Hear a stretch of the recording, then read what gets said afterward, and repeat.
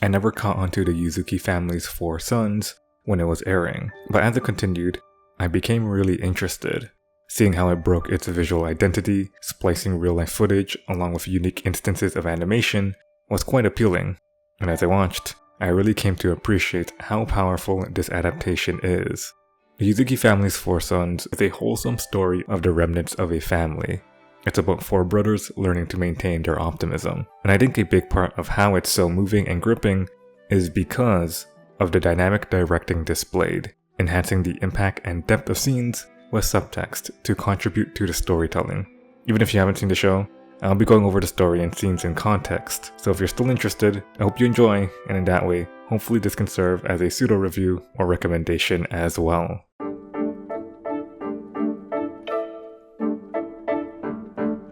The first instance of the varied visuals was in episode 2. Mikoto is very fond of Minato, to the point where even if Minato can be very rambunctious, Mikoto treats him with endearment. It's a running gag throughout the show, and episode 2 shows how he gained this mindset because, as children, there was actual hate between them. We see moments of this throughout the episode, along with cuts to this. Static softly sizzles as a grainy background placates the screen. It looks rough. You can see the uneven colors and shapes. It evokes a childlike feeling, a background made in a sketchbook in a rush or anger. What really pushes this sense of frustration is how haphazard this background image moves. It's what Mikoto is feeling in this moment. His emotions are unable to be contained, and we see this further visualized as a peak of a white rapidly oscillates until forming his narration. He doesn't express this outwardly, he's a kid. It's reasonable to assume that these emotions would be difficult to actualize, but the show is able to represent this in the moment, giving us a deeper peek into his mind where otherwise we may not have been afforded it. After all, in this narration, Mikoto is just giving exposition about why Minato gets so much attention, but there's a layer of frustration deep-seated within him that he doesn't verbalize. We see it in his body language, and more poignantly in this internal visualization, where we even get to see how Mikoto views Minato as crass and disruptive.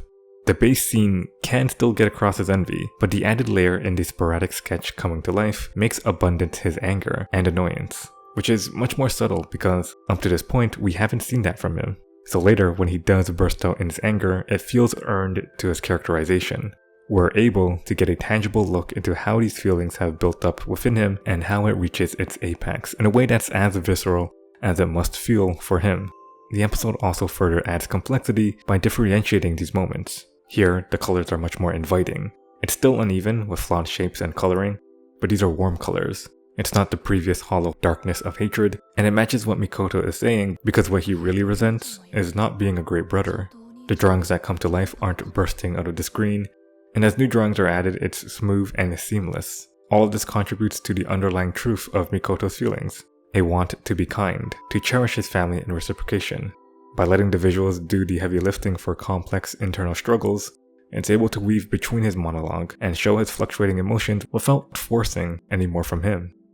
The one thing that I really appreciate is also how often the adaptation decides to take these unique moments and develop them along with the characters. We get one more shot in the same darkness within Mikoto's heart, but this time we have a solemn piano track playing.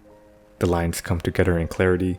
Mikoto's heart has come to a calm as he realizes that Minato's actions may be a result of familial love. The scene doesn't happen in this exact same way in reality, but the representation of how Mikoto has changed his mindset, of how the hatred is now being layered with care and affection, brings home his character arc. What's being said between them are simple words of apology, and Mikoto doesn't verbalize what he feels, but we can see it so clearly in how they've chosen to give us his interiority.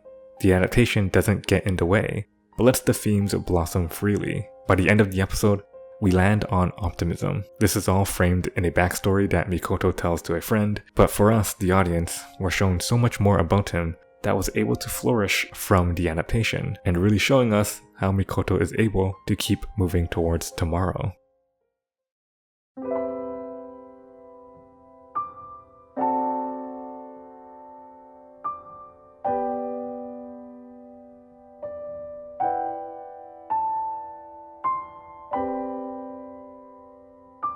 But the adaptation isn't just done at using one very interesting and engaging and appealing visual dichotomy, as we see with Minato. In episode 6, he comes to grips with the idea of possibly losing his best friend Uta.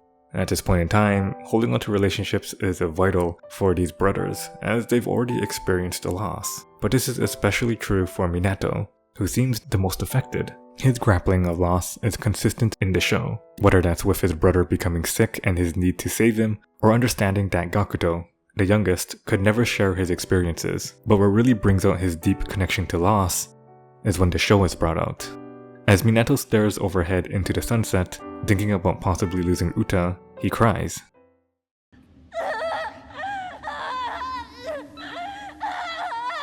The sound cuts off, and in his silent tears, the background has shifted. We're given his solemn narration, but we're also shown real-life footage.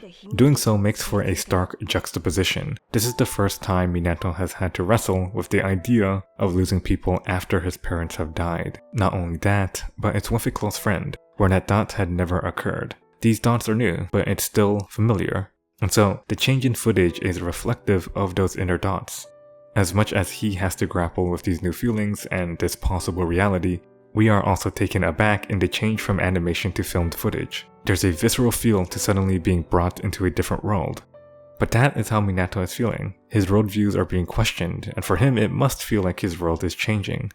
And at the same time, because this isn't his first time with loss, these shots also have familiarity.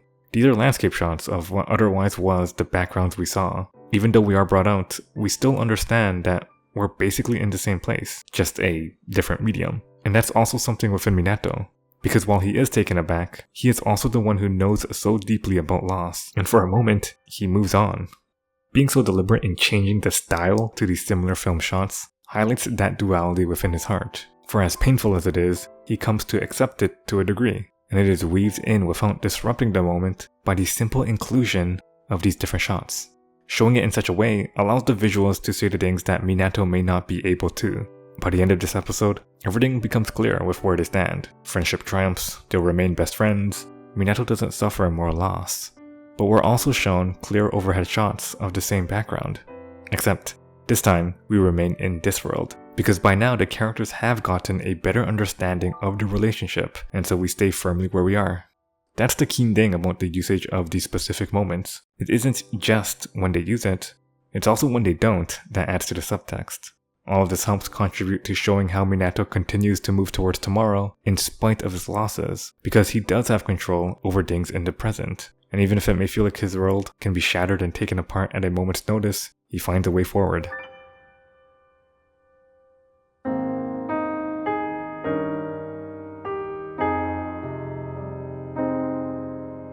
One of my favorite parts of the show is actually the recursion of real-life shots, and how different they are each time.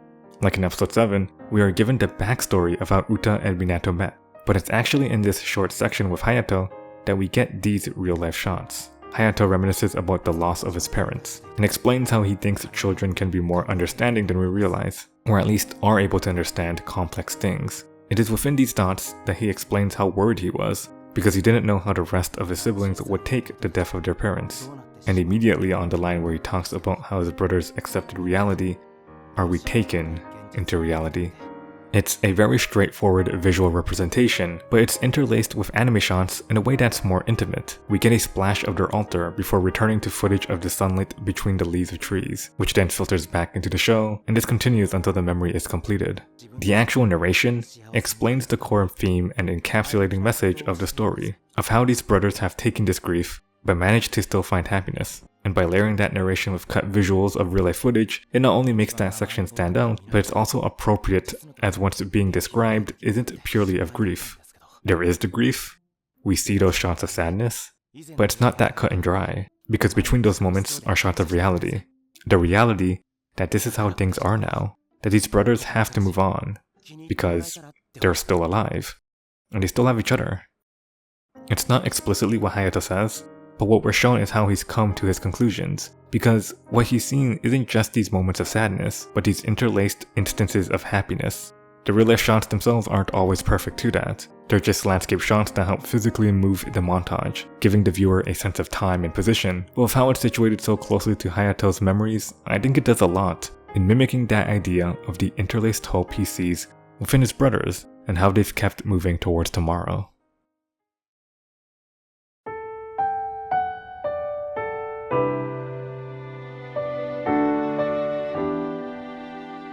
It wouldn't be right to exclude Gakuto, the youngest, who has had the least amount of time grappling with grief.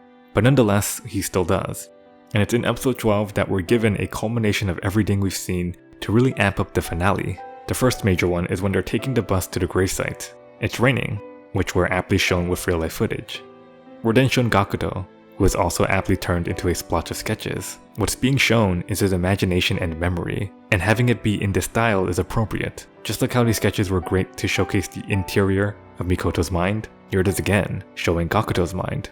The things within him are in fluctuation. His emotions are a mixture of sadness, but also a distant nostalgia. Ultimately, he was the latest one born. He admits that he barely remembers them, and as he does, we're brought into his interiority, with these beautiful flowers in full view.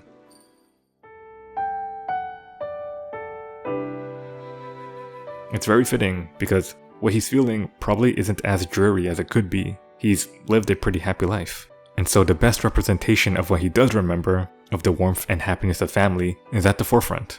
These moments, the gentleness that he describes, is the most clear and stable out of the different unique shots we got.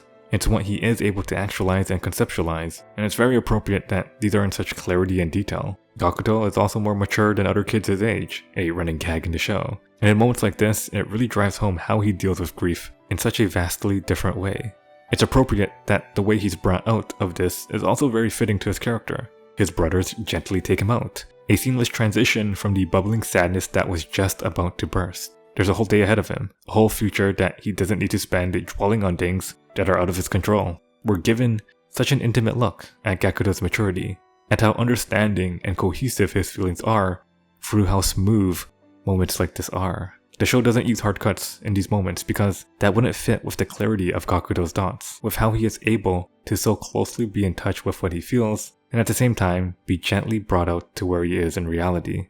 Through these differentiating visuals, we're shown how Gakuto's thoughts are in this realm of imagination and murky memory. And there's also these hints of deep grief given by how he's brought out of the world with occasional real-life shots. For a finale, it really has culminated every moment before it, and still made it very unique to Gakuto, and made sure that it fit his character in the variations they added. And just like every other moment, by the end we're taken right back to the show's central conceit. The show's mantra isn't to dwell on these poignant moments, to be swallowed in darkness, but to show how there is a tomorrow to be found.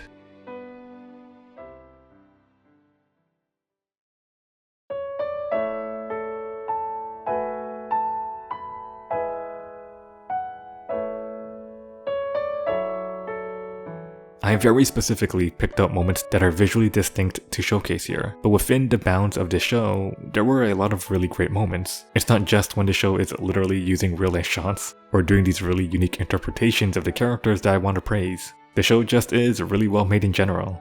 It really pushes its adaptational gears. The story of Yuzuki is one that is heartwarming and filled with wholesomeness, but underlying that is a lot of understated melancholy and complexities, and the show was really able to showcase a lot of that without getting explicitly in the way, by merely showing us with its creative visuals how the four Yuzuki sons are still finding tomorrow. And that was the end of the video. You know, there's probably a good handful of shows from last year that I do still want to talk about, even as the new year is coming out, and as I'm looking ahead to all the things I am really interested in for the next year, for this year.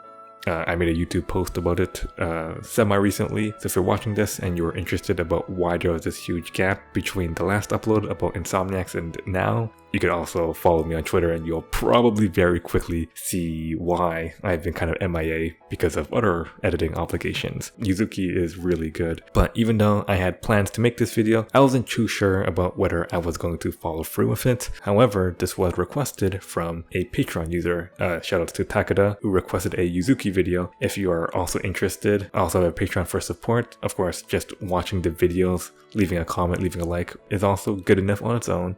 But if you're interested in supporting in that way, or maybe if you had a request for a video or had questions or anything like that, then I do have that. Otherwise, thank you again for watching, and I will see you, hopefully, in the near future, in the next one.